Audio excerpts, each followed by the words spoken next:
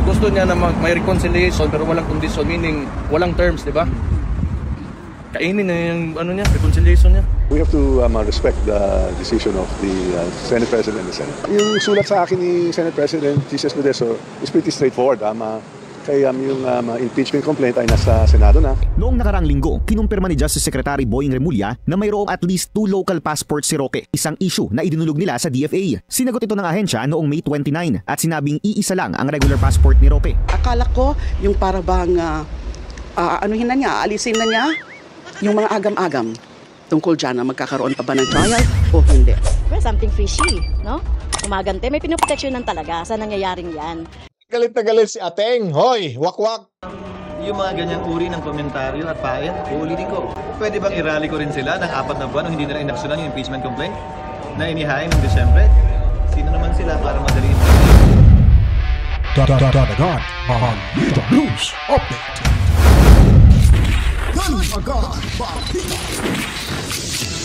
Alright, welcome back mga kabitan. Nagbabalik naman ho ang inyong Kuya Dan dito ho sa ating programang Danagan Balita Reaction Video News Update. At huwag kalimutan, para hindi tayo magurgor mga kabitan, ay unti-unti na hong bumaba yung ating mga subscribers.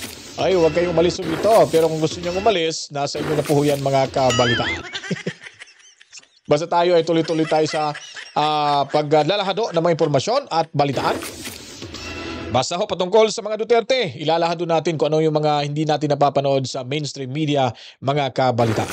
At of course, speaking of Duterte, dyan sa Dahig, maraming salamat sa ating mga kababayan na lagi ho silang nakabantay at ngayon po nandyan na ho si Baste, si Mayor Baste dyan sa Dahig, Netherlands.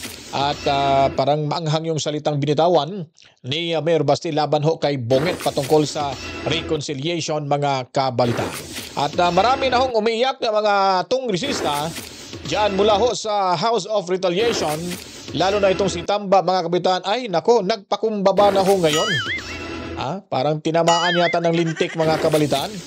Sabi niya pa na nirespetuhin na lang daw yung kung anong magiging desisyon ng Senado patungkol ho sa impeachment ni Inday Sara Duterte. At ito naman hong si Boyeng, talagang kinontra pa ang Department of Foreign Affairs na nagsabi na nga na isa lang talaga yung passport ni Attorney Harry Roque. At talagang pinagpipilitan ho nitong Bonjing. Obsessed na obsessed siya kay Attorney Harry Roque. Dahil hindi niya ho nakuha yung pagkampi ng DFA. Parang iniisip niya yata, parang kinampihan pa yata ng DFA itong si Attorney Harry Roque. Hindi na tayo magtatagal, mga kabataan. Ito, panoorin naman natin itong si Tambaloslos. Para kay House Speaker Martin Romualdez, dapat respetuhin ang desisyon ni Senate President Cheese Escudero at ng Senado patungkol sa impeachment proceedings laban kay Vice President Sara Duterte. We have to respect the decision of the Senate President and the Senate. Yung sulat sa akin ni Senate President Jesus Escudero is pretty straightforward. Kaya yung impeachment complaint ay nasa Senado na. So we leave it to their sound discretion as to how they want to proceed and conduct, no? Ipinagpaliban ni Escudero ang pagsisimula ng impeachment proceedings ng ilang araw para daw unahin ang pagpapasa ng mga hakbang at panukala na nakapaloob sa legislative agenda ng administrasyon. Si Representative-elect Leila de Lima na inaasahang magiging miyembro ng House Prosecution Panel, dismayado sa press conference kanina ni Senate President Cheese Escudero. Akala ko yung para bang alisin na niya yung mga agam-agam tungkol dyan na magkakaroon pa ba ng trial o hindi. He could have been more categorical. Ang babaeng to, mga kabitan, talagang walang hiya, no? At may lakas loob pa talagang gustong magiging isa sa prosecutors ng mayabang kapulungan. At siyempre, inoferan ho siya ni Tamba, kaya atat na rin to, mga kabalitaan. At sabi niya pa nga, kung meron, kaso wala tayong video may pakita sa inyo, pero naalala ko po, nung napanood ko sa isang video niya, na pag siya daw ay makabalik sa Senado, hahabulin niya po yung mga Duterte, lalo na si Tatay Digong. So ito, pagkakataon niya na titirahin si Inday Sara. Ang tanong ho dyan, mga kabaitaan, kung ito ba'y mawawagi ho sa impeachment, papabor sa kanila yung boto ho ng Senado. So yung mga senador natin, medyo alam na ho natin kung sino-sino yung hindi boboto. At lalo na hong itong si Congressman or Senador Marcoleta, ay sinabi niya po talaga, mga kabitaan, na tignan natin, matirang matibay tayo. Hindi yan mag-cross over sa 20th Congress, mga kabalitan. Basta lalo hong iiyak to itong si Leila de Lima. Akala na siguro makakabawi na siya dito, mga kabalitaan. So far the Senate is concerned, tuloy-tuloy kami. I was expecting that kind of a stance sa kanya earlier, but it was not. Ano pa rin, medyo iffy pa rin, right? Kasi hindi pa rin nakakasiguro. Everything is speculative at this point, but we hope things resolve itself positively for all. Tingin ni De Lima, nilalabag ni Escudero ang konstitusyon sa pag-antala ng impeachment proceedings. There's always been my position that is clearly violative of what the Constitution says. Forthwith is forthwith. Tsaka ilang beses na yan nadidelay. Ang abogado naman ng ikatlong impeachment complaint, Lawrence si Boy Oplok, mga kabalita, no? Pag nakapagsalita, akala mo kung sino talagang matalinong abogado, no? Sorte lang to kasi nga nakalusot yung kanilang isinampang kaso, kasi nga ang Kamara mismo ay galit kay Inday Sara Duterte. At sila din mismo ginamit para magkaroon ng impeachment laban sa ating pangalawang Pangulo. Ang tanong itong si Oplok na ito, makaka-score ba sa kanilang isinampang kaso laban kay Inday Sara Duterte? Malamang at kitang-kita na nila, kahit kaya malakas yung loob nilang magsalita ng kahit ano-ano patungkol sa forthwith na yan. Kasi yun po ang nasa mentalidad ng mga makakaliwa na kumukontra kay Inday Sara Duterte. At binabangga na ngayon nila itong si Cheese Escudero. Dahil nga, lagi daw ipinagpaliban, parang may something daw. Something went wrong. Di i-prove nyo kung may something went wrong. Debate kayo, kasuhan nyo si Escudero. Hindi yung dada kayo nagdada, hanggang dyan na pala kayo, wala pala kayong binatbat si Inday Sara nga, gusto nga ni Inday Sara na kahit anytime simulan. Matakin nyo po, 88% di umano ng mga Pilipino ay gusto harapin ni Inday Sara ang impeachment trial. Sabi pa nga ni Inday Sara Duterte, ay isa na ako doon sa 88% mga kabalitaan na gusto ding haharap sa impeachment trial dyan sa Senado. Kung iba pa to mga kabalitaan, wala na, nag-resign na ito. Kasi nga, guilty nga, may naiiwang guilty, kaya baka malaman at makita nila yung mali ko. Magre-resign na lang ako. Pero si Inday Sara, mga kabilang, talagang lunod patay. Patayan kung gusto mo. Sige matirang matibay tayo dito. Ganun ang tao, pag sa tingin niya po ay wala siyang kasalanan at malinis yung kanyang konsensya, kahit ano pang mangyayari, lalabat, haharap talaga mga kabalitaan sa ang korte pa yan kung talaga ang tao ay walang kasalanan. Yan po si Inday Sara Duterte. Hindi pa masabi kung anong gagawin nila sakaling hindi matuloy ang impeachment trial. It must happen. It is unthinkable constitutionally. From a perspective of a student of Constitution, it is unthinkable for the Senate not to proceed with the impeachments.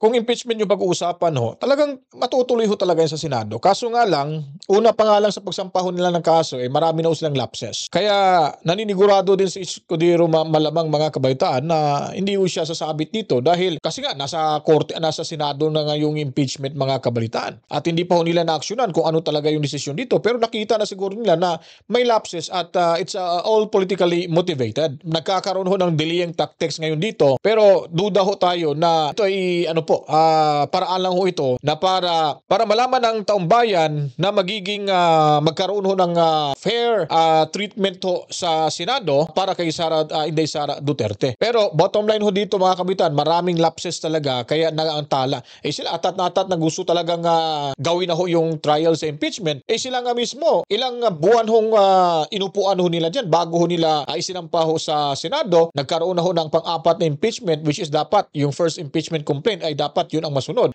Tumalon at hindi binagbigay alam kay Inday Sara Duterte, hindi dumaan sa tamang proseso, last minute na sila nag-decide para i-impeach Inday Sara Duterte. So diyan pa lang marami na butas mga kabitan at talagang mabubutasan sila dito sa Senado. The impeached official in the person of the Vice President of the Republic of the Philippines.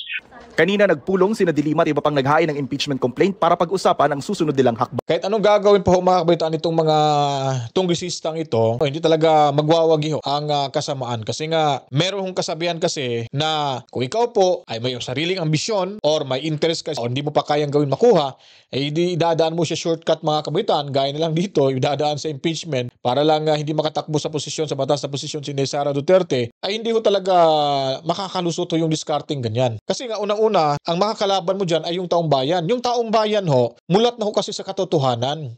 Tayo, karamihan sa mga DDS, hindi ba nila nakikita yung mga taga-suporta ng mga Duterte? Buong mundo nagpapakita ng kanilang suporta na galit sila ngayon sa administrasyong Bonget mga kabalitaan. Lalo na dyan sa House of Retaliation. Pinagpipilitan pa rin nila, hindi na sila nahiya sa kanilang ginagawa na nasira tuloy lalo yung imahe natin mga Pilipino sa ibang bansa. Dati, ang taas ng moral ho ng mga OFW nating kababayan. Sinabing Duterte, ngayon po mga kabitan, karamihan binubuli na nga dahil nga anong klaseng gobyerno meron ho tayo sa ating bansa. O sino ba ang naapektuhan ho dito? Hindi ho sila naapektuhan na nakaupo dyan sa pwesto. Ang naapektuhan tayong mga ordinaryong mamamayan. So hindi ho nila nararamdaman yan eh. Kasi ang nakikita ho nila dyan mga kabaitan, yung sariling interest lamang, pansariling interest, na makuha nila yung kanilang gusto pag nawala na ho si Sara Duterte. Kasi alam naman ho natin na hindi naman corrupt talaga yung mga Duterte. Sino ba yung mas corrupt po dito? Ngayon, nanghiram naman ho tayo ng 7-point-something billion pesos sa World Bank. Sana ba yung budget ho natin sa taunang budget ho natin? Diba? Ninakaw na ho mula dyan sa House of Retaliation. Kaya si Bungit parang talala rin. Nagiging tanga rin mga kabaitaan. Yung mga desisyon ngayon, hindi ho mula sa kanya mga kabalitaan. Kasi wala nga desisyon itong si Bungit. Walang isang salita. Kaya yung nagdi-decide, yung ibang tao, hindi ho nila iniisip, yung implikasyon na yan, bukas makalaw, anong mangyayari? Nagkakalitsi-litsi tayo dito dahil nga sa decision making ho, diyan sa Malacanang, na hindi lang isang tao mga kabalitaan. Sobrang dami. Ngayon, balikan ho natin yung impeachment ni Sara Duterte. Dito, kinuntra naman ho nila si Chis Escudero. Kasi nga, nung una, tuwang-tuwa ho itong manananggal na ito mga kabalitaan. Tuwang-tuwa ho. Kasi nga, palakpak. Grabe, palakpak. Nakalusot na daw. Patayo-tayo pa sila eh. Kasi may impeach na daw si Sara Duterte. Oo nga, nagtagumpay sila. Na-impeach nila sa Kamara. Ngayon, ano nangyari na? Malapit na magbukas yung 20th Congress mga kabalitaan. So wala ho tayong batas na i-crossover ho yung impeachment mga kabalitaan. At may desisyon ho at pwede mag-decide itong mga newly elected senators sa 20th Congress kung itutuloy ba na o hindi. Pero karamihan ho dyan ay hindi ho gustong ituloy ang impeachment mga kabalitaan. So ito naman itong wakwak na manananggal mga kabalitaan. Tingnan niyo po, talagang mukha nito, napakakapal talaga yung pagmumukha nito. Magkano na kayo naipon sa bangko nito mga kabalitaan? Baka nasa baka may ginansya na to.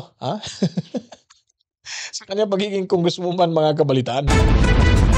Malinaw naman yung mandato nila mula sa konstitusyon na talagang wala silang choice kundi gampanan nila yung kanilang tungkulin. Nahimik ka dyan, wala ka namang kalawalo sa batas eh. Kahit pananalita mo nga eh. Utal-utal ka nga, para kang hindi kongresista, para kang hindi guro. Kung guro nga ito mga kabaitan pero tingnan nyo po, ACT Teachers Party List ito. Pero yung dinadala niya, hindi ho para sa mga guro. Alyansa para to sa makakaliwa. Ginamit niya lang ho pagiging guro nito para ho makabuo ho ng, ewan ko kung sino nagmamayari ng nito, ng Teachers Act Party List or ACT Teachers Party List mga kabalitaan. Kasi wala akong nakikita na ito may proyektong binibigay sa mga guro, walang mga batas na binabalangkas para ho pabor sa mga magtuturo ho natin o sa mga guro ho natin, di ba? Nakikipag-away ito sa mga Duterte diyan sa Kamara. So ito yata may problema. Ito dapat imbestigahan ng COMELEC, hindi yung Duterte Youth Party List.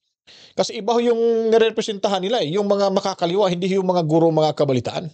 Na mag-proceed doon sa impeachment trial. Kasi habang dinidelay, habang hindi ginagawa yung kanilang tungkulin, parang napoproteksyonan dito yung may kasalanan sa bayan. Di ba? Napoproteksyonan daw yung may kasalanan sa bayan. So wala na. Hinuhusgahan na ho nila si Sara Duterte. So ibig sabihin nun mga kabaitaan ay sadya ho talaga nila itong ipapatanggal ho sa pwesto. Ngayon, mangiyak-ngiyak ho siya ngayon dito. Unang-una, yung tawan, yung labi na, abutenga pa mga kabaitaan dahil sa sobrang tuwa at saya. Dahil sila ay nagtagumpay sa kanilang binabalak. Ngayon, sinasabihan na naman dito na may proteksyon, pinoproteksyonan daw si Sara Duterte na may sala sa ating bayan. So ano bang ibig sabihin nun? Husgado ka ba para sabihin mong ganon? Kaya nga may impeachment para malaman ho kung ano talaga yung katotohanan. Diyan pala sa Senado, alam na ho nila na yung impeachment ito hindi ho talaga naayon ho sa kagustuhan ng batas. Kundi naayon ito sa kagustuhan ng mga buayang politiko diyan sa House of Retaliation.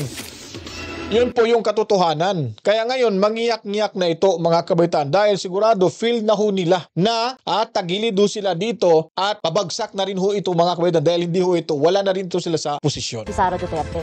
Para sa ilan sa mga naghain ng impeachment complaint laban kay Vice President Sara Duterte, dapat nang ituloy ng Senado ang paglilitis sa bise alinsunod sa konstitusyon. Nagpaplano na ng pagkilos para ipanawagang ituloy ang impeachment trial. Sa gitna nito, may naaamoy ang ilan sa mga nagsulong ng impeachment saan nila ipag-antala ng Senado sa impeachment proceedings. Well, something fishy, no? Umagante, may pinoproteksyonan talaga sa nangyayaring yan. Galit na galit si Ateng. Hoy, wakwak. Ano ba pinaglalaban mo? Porket na delay lang, sasabihin mong may nagproprotekta kay Inday Sara Duterte? O siguro, ang tinutukoy niya dito yung papahiwatig na hindi ho sila papayag sa impeachment mga kabalitaan. So sabi ko sa inyo nasa inyo ho yung patawa-tawa, pasaya-saya, patayo-tayo, papalakpak-palakpak. Nasa inyo yun Pero nasa amin yung huling halakhak mga kabalitaan. At nakikita natin na paghahanda na ito doon sa mga gusto nilang mga position ba o sa 2028, etc. Huwag nang buti alam mo, ganun talaga Alam mo wakwak, ito kasi yan. Nagpagamit na kasi yung mga kagaya mong tongresista, 'di ba? Nagpagamit na kasi sila. Ngayon, nung lumabas na ang resulta ng eleksyon, ay nararamdaman nila na hindi pala ito basta-bastang talunin si Inday Sara Duterte at mga kaalyado ho nito. Dahil nakikita ho natin yung protest vote ng mga taga Mindanao ay halos siguro nasa mga 88 to 90% mga kabalitaan. Yung nagpoprotesta sa pamamagitan ng kanilang pagboto sa mga politikong tumatakbo at karamihan dyan, mga Duterte ang nanalo. Buti alam mo. Ngayon, kayo na naman ang magagalit, maiinis, mabubuwisit dyan sa mga kasamahan nyo. Kasi malapit yung 2028 presidential elections. Pag tumakbo si Inday Sara Duterte, marami na naman kaalyado nyo ang mangingibang bakod. At doon papasok sa bakuran ni VP Sara Duterte. At kayo na naman dyan ilalampaso dahil sa sobrang katangahan ninyo at sa sobrang kabubuhan ninyo dyan sa House of Retaliation. Gusto lang hindi nyo na alam talaga yung batas dahil nga sa inyong sariling sariling interes, nagkaletsyon de leche ng impeachment na isinampan nyo kay Inday Sara Duterte. Ano ka ngayon? Iyakin ka na ngayon. Malamang iiyak to dahil mga kabalitaan, wala na itong posisyon dyan sa mayabang kapulungan dahil tapos na at natalo siya sa kanyang pagdakbo bilang senador. Sa pagkatalo nito, yun ay patunay na totoo po yung karma mga kabalitaan. Mag-deny si SP na talagang meron siyang pinoproteksyonan. Every day of delay sends the message that the Senate leadership is either afraid of Vice President. Ito isa nitong si Boyingi Kala mo pag magsalita, akala mo kung sino talagang kagalang-galang. Ngiwi na naman yung bibig nito. Ilang harina ba ang niluto mo para gawing tinapay? Boyingi. Wala kang kwenta, Boyingi. Wala ka sa ayos. Hanggang dyan ka na lang, Boyingi. Wala ka na magagawa sa impeachment ni Sara Duterte. President Sara Duterte, or worse, actively protecting her. Kaya nga ang tanong natin, natatakot ba kayo kay Sara Duterte o pinoprotektahan niyo siya? Hindi, walang natatakot kay Sara Duterte. Nagising na sa katotohanan yung mga nagamit nyong mga tongresista. Yung mga iniisip nyo, ina-anticipate nyo, kinoconsider yung kakampi nyo sa Senado, ay akalain nyo, wala na, hindi nabigyan ng buhay yung impeachment ni Sara Duterte. Walang natatakot kay Sara Duterte. Nakikita na nila na ito palang ginawang impeachment na ito ay pamumulitika. Kaya nga naging usad pagong na ngayon dyan sa Senado dahil nalaman na ang katotohanan. Kasi sa sobrang katangahan nyo dyan, hindi nyo kasi iniisip kung ano magiging resulta dahil bilog yung bola. Sabi ko sa inyo bukas makalawa may mangingibang bakod na nito. Ngayon nangyari, parang kitang-kita na natin na sila na naman ang maiinis, sila na naman ang sasakit ng dibdib. Sana sila mga nasasaktan ngayon na pabor sa impeachment na sana kunin na sila ni Lord mga kabalitaan. Dahil hindi na makakahinga ng maayos dahil sa sobrang sikip ng dibdib sa sakito na hindi nila matanggap-tanggap na yung impeachment is already dead mga kabalitaan. Patay na yung impeachment laban kay Sara Duterte. Ang sinisisi naman ng ibang mambabatas na miyembro ng Makabayan Bloc, si Pangulong Bongbong Marcos, na nagsabing hindi niya gusto ang impeachment. Bakit ba siya nagme-medal dito? Dahil ba may mga issue din siya na ayaw niya maungkat? Sagot ni Senate President Chis Escudero, wala silang kinatatakutan o pinapanigan. Ginagawa namin kung ano ang trabaho namin. Nag-iingay itong mga makakaliwa. Si Mr. TikTok Girl. Nung pagsabog sa issue ng budget ng ating bansa, taunang budget, wala man lang silang reaksyon mga kabalitaan. Di ba? So ngayon, yung impeachment yung pinag-uusapan, talagang ito ay ngaw-ngaw na ngaw-ngaw itong mga kabalitaan. Itong si Mr. TikTok Girl mga kabalitaan. So hanggang dyan na lang talaga yan sila. Wala na silang magagawa. Sila ay talagang mabubuisit at maiinis, magagalit na. At magwawala na dyan mga kabaitaan. Lalo na gagamitin naman ho nila yung mainstream media para sa kanilang mga sasabihin laban ho sa impeachment. Kasi wala na ho silang pwesto dyan sa mayabang kapulungan. So ngayon, sinasabi ho natin na yung paghuhusga ho ay medyo ramdam na ho talaga nila kung ano ang kahihinatnan sa kasong ito. Yung mga ganyang uri ng komentaryo at pain, uulitin ko. Doon sa mga ayaw kay VP Sara at pabor sa impeachment, doon sa mga gusto kay VP Sara at tutol sa impeachment, walang bale sa akin yun. Susundin ko kung anong tingin ko tama at nakalagay sa batas. Tanong Bini Escudero sa Kamara. Pwede bang irally ko rin sila ng 4 na buwan nung hindi nila inaksyonan yung impeachment complaint na inihain noong Desyembre?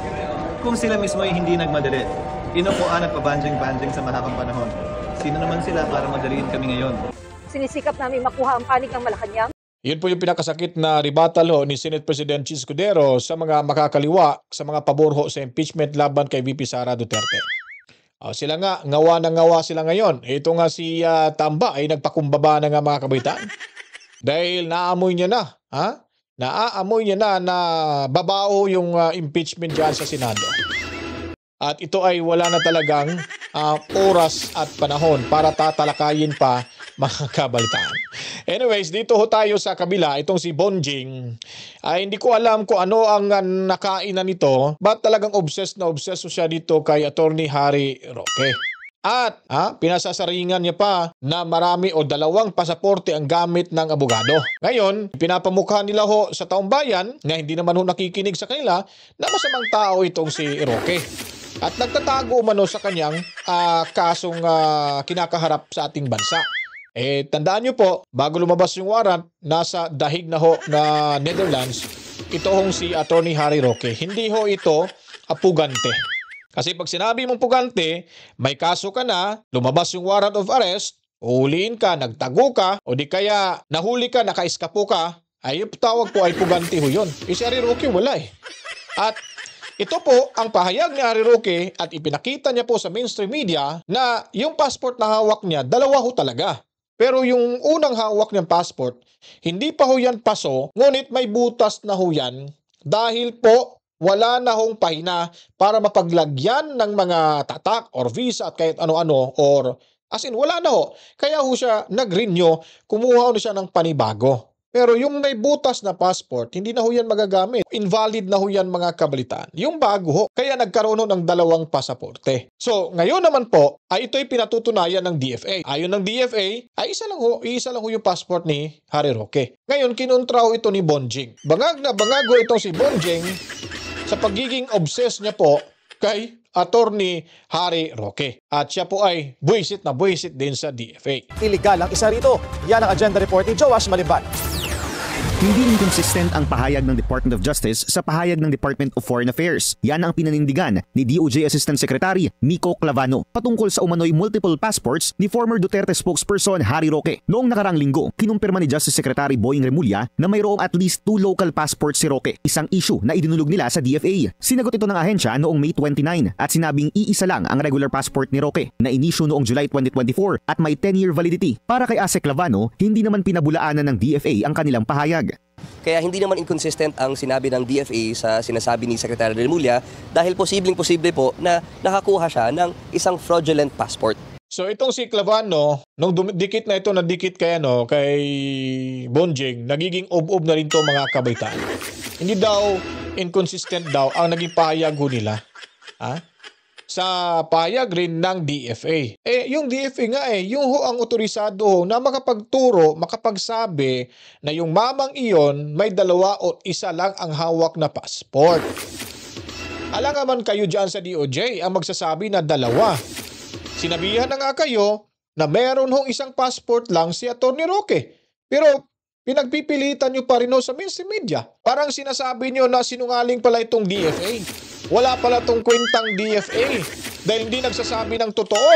Bakit? Kayo ba nagsasabi ng katotohanan patungkol sa passport ni Attorney Harry Roque? Ang papaniwalaan nyo ay dapat ang Department of Foreign Affairs. Hindi ho kayo. Kasi more on speculation lang ho kayo. Kaya nga ay magkaiba ho ang inyong pahayag. Para magiging consistent ho kayo sa inyong pahayag, makinig ho kayo sa DFA. Alam nga naman ba, ano natin, sisisihin natin yung DFA. Sila yung nagsisinungaling, kayo hindi. Sana ba nilagay yung utak nyo? Parang baliktad na rin yung utak ng DOJ ngayon, lalo na itong si Clavano, mga kabitaan. Hindi naman ganito to dati. Matino naman itong magsalita at mag-isip. Ngayon, parang nahawaan yata sa mga sakit ng kabinete ni Bongit, mga kabalitaan. So, kung isa lang ang valid passport na in-issue sa DFA sa kanya at meron pa siyang 2 passport, ibig ko sabihin, fraudulent ang pag-procure niya dun sa isa pang passport niya. Hindi nga matawag ang fraudulent nga. Kasi nga, sinabi nga ng DFA, isa lang yung passport niya.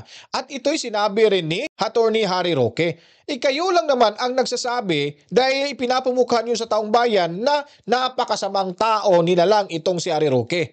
Kayo ay napakabutit, napakabait. Kaya nga hindi kami naniniwala sa inyo. Unang-una, nagpapagamit na ho kayo sa mga politiko at sa administrasyon. Pangalawa, hindi ho kayo consistent sa mga sinasabi nyo. Dahil ito ay magkasalungat sa statement na inilabas ng DFA patungkol sa pasaporte ni Attorney Harry Roque. Kaya huwag nyong sabihin na fraudulent yung 2 passport na wala naman ho kayong may pakita kahit photocopy man lang na magpapatunay na meron ho siyang 2 pasaporte. Kayo lang naman nagsasabi dyan Huwag nyo ka na kasing iligaw yung utak ng taong bayan. Ano bang tawag nun? Nagsasalita ka na walang ebidensya. Fake news din yon. Sinungaling ka kasi hindi mo naman mapapatunayan yung sinasabi mo.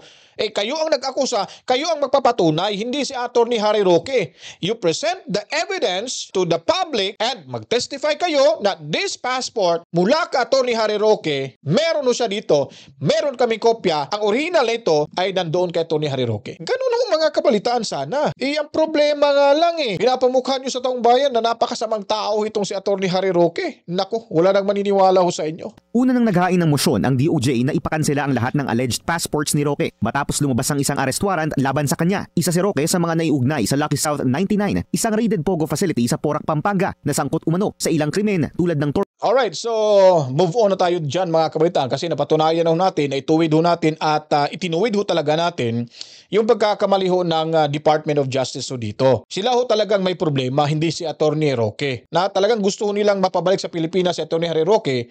Ang kaso nga lang ay hindi ho sila pinaburan ng DFA. Kaya saludo ho DFA, maraming salamat sa totoong pagpapahayag patungkol sa pasaporte. Ito para sa inyo. Yun, pasasalamat ho natin yan sa Department of Foreign Affairs, mga kabalitaan. Pero dito ho, si Mayor Basti Duterte, sinabihan niya dito si Bongit, kainin mo na yung reconciliation mo, Bongit. Napakasinungaling mo, nabudol na ho tayo dito. So, para hindi tayo magtagal, mga kabalitaan, pakinggan ho natin dito si Mayor Basti Duterte. Sabi ni Pangulong Marcos, gusto raw niya ng pagkakasundo sa inyong pamilya kahit wala namang pahayag mula sa inyong panig. Pero iginiit niyang dapat walang kondisyon ang reconciliation. Kahit nanawagan ang taong bayan na dapat iuwi niya si Peradi, ano po ang reaction niyo rito? So, sa pagkakaintindi ko, gusto niya na may reconciliation pero walang kondisyon, meaning walang terms, di ba? Kainin na yung reconciliation niya. Wala yan. He's been lying since he became president. Kita mo, tingnan nyo gusto niya reconciliation. Hanggang ng 20 niya nga bugas, antod karon puta. Wala din, no. He's a liar. He lies so much. Puro kasinungalingan yung tao na yan. And ang style kasi ng administrasyon na yan, press release, gusto reconciliation. Ganito yon. Listen to me. Itong nangyari, di ba, pagkatapos ng eleksyon, so naratol sila, sabi ni Saya pa, parang shaken sila with the results kasi nung pagsabi niya 12-0 papasok sila. Then ang nangyari, wala, watak-watak, and we do not even know kung saan kinuha ni Bam at saka ni Kiko Pangilinan yung boto nila. Huwag na natin pag-usapan yan because pero di ba yung resulta ng election, you have the administration, madumi na nga kayo maglaro tapos ganun pa yung result na nakuha nyo. So may mass resignation ngayon nangyari.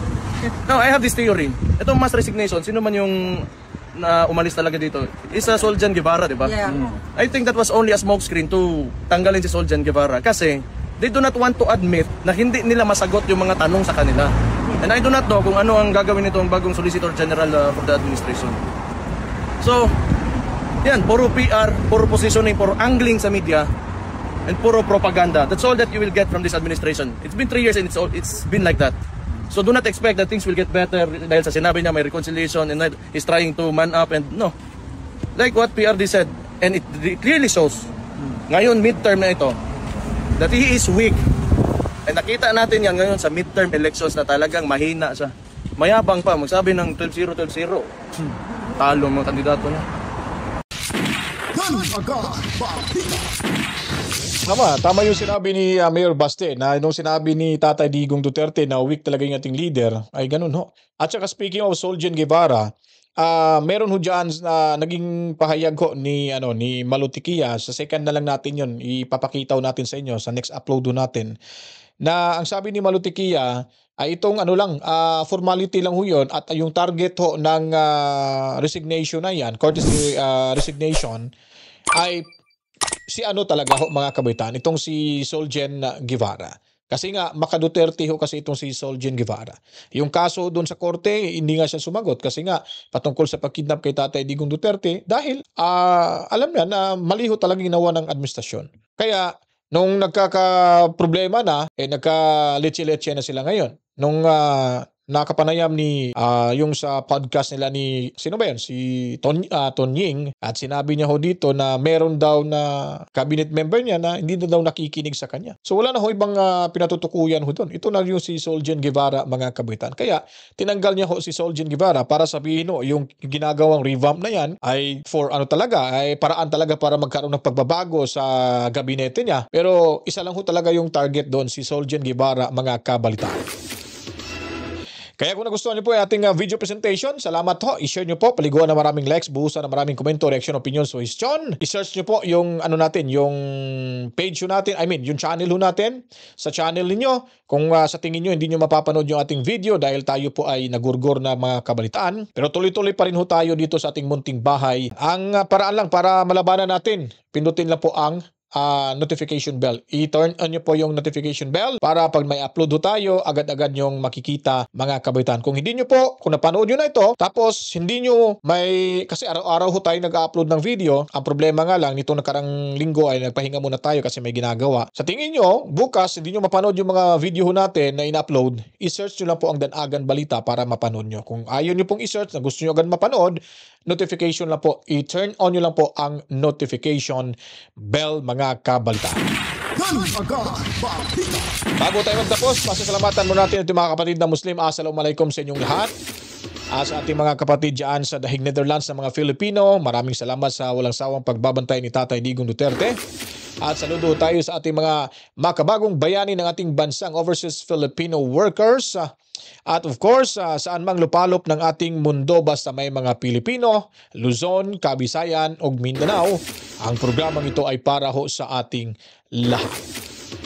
At magkita-kita ho tayo sa susunod mga oras sa ating pagbabalik sa mga presko at labas na mga impormasyon, balitaan, komprehensibo, makatotohanan at sa ating pagtutuwid sa mga impormasyon na kailangan nating bantayan yung anong mga binabaluktot na mga impormasyon mula ho sa mga bangaga, vloggers, mga kabalitaan. Okay, magpapaalam na po.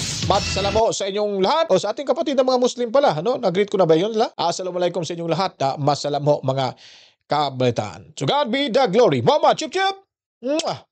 Peace out.